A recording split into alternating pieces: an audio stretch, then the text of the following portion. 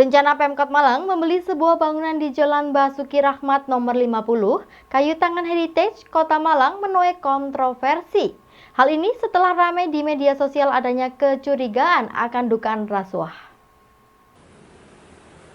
Dinas Perhubungan Kota Malang akhirnya mengklarifikasi rencana pengadaan tanah dan bangunan di kawasan Malang Heritage.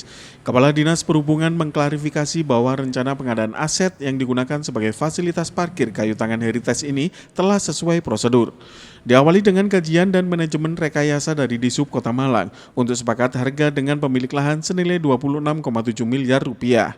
Harga tersebut telah disepakati dan ditandatangani kedua belah pihak dan disaksikan Wali Kota, Badan Pertanahan Nasional, Polisi, dan Kejaksaan.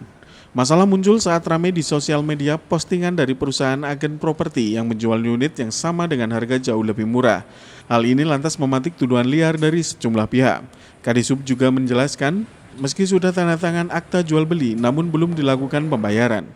Pihak pemilik rumah mengaku sempat menjual unitnya ke salah satu agen properti senilai 17,5 miliar rupiah 2016 silam. Namun setelah melihat perkembangan Malang Heritage, pemilik lantas menaikkan harga penawaran yang sayangnya belum teraudit oleh sistem perusahaan properti yang bersangkutan. Dengan ada informasi di masyarakat, baik di media sosial maupun media cetak, perlu adanya diklarifikasikan terkait dengan pengadaan tanah di Jalan Basuki Rahmat nomor 50.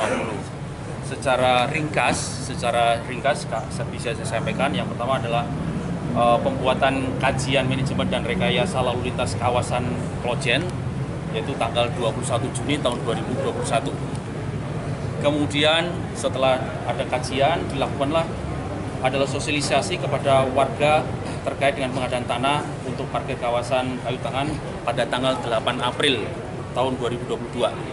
Selanjutnya, penandatanganan berita acara kesepakatan harga antara pemerintah Kota Malang melalui Dinas Perhubungan Kota Malang dengan pemilik tanah Ibu Lisa Mandarina juga dihadiri tanggal 17 Agustus dihadiri pula disaksikan dari instansi terkait, diantaranya APH, ada Kejaksaan, ada Polres, instansi-instansi yang terkait termasuk BPN. Harga negosiasinya adalah disepakati 26,7 miliar. Pihak Appraisal menegaskan bahwa penilaian atas bangunan tersebut dikenakan penambahan nilai kerugian non-fisik dan kompensasi untuk pemilik, karena transaksi jual beli diperuntukkan bagi kepentingan umum, sehingga dikenakan nilai pengganti wajar. Memang betul tadi yang Ibu tanyakan, kita menilai ini tujuannya untuk jual beli atau untuk kepentingan umum. Prosesnya jual beli tapi memang tujuan untuk kepentingan umum.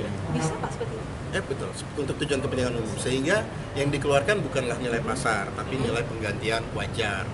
Jadi kalau misalnya kemarin ada berita-berita di tahun 2017 itu nilainya 16, 17 M, saya tidak menyatakan itu benar atau enggak ya, tapi kami pun saat ini kemarin di tanggal 19 Agustus memang menilainya kurang lebih di sekitar 18 M nilai pasar. Tapi sekali lagi ini tujuannya untuk kepentingan umum.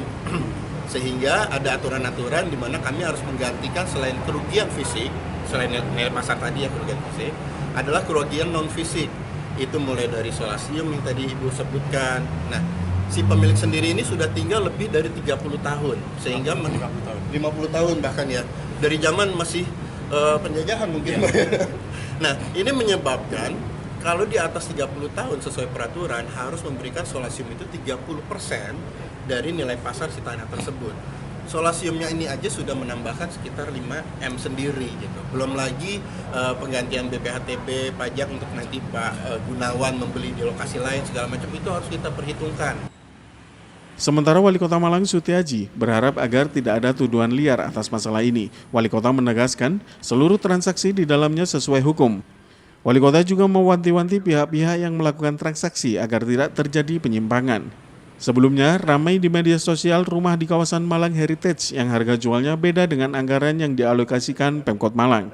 Rencananya, lahan tersebut akan diperuntukkan untuk pengembangan lahan parkir di Malang Heritage. Terima kasih pada seluruh masyarakat Kota Malang yang mengingatkan kami semua bahwa jangan ada framing bahwa kami itu manipulasi, mengada-ada dengan macam-macam kan ya. Satu, kenapa ini kok asalnya penunjukan itu dulu di A jadi B. Saya dipertimbangkan.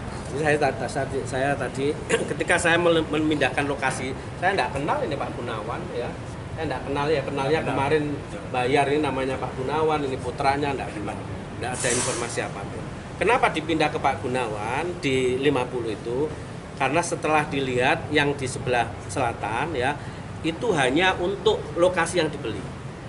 Jadi nilai manfaatnya kurang. Setelah mendapatkan informasi dari BBWS bahwa 50 ini langsung masuk, bisa nanti akses ke kanan kiri.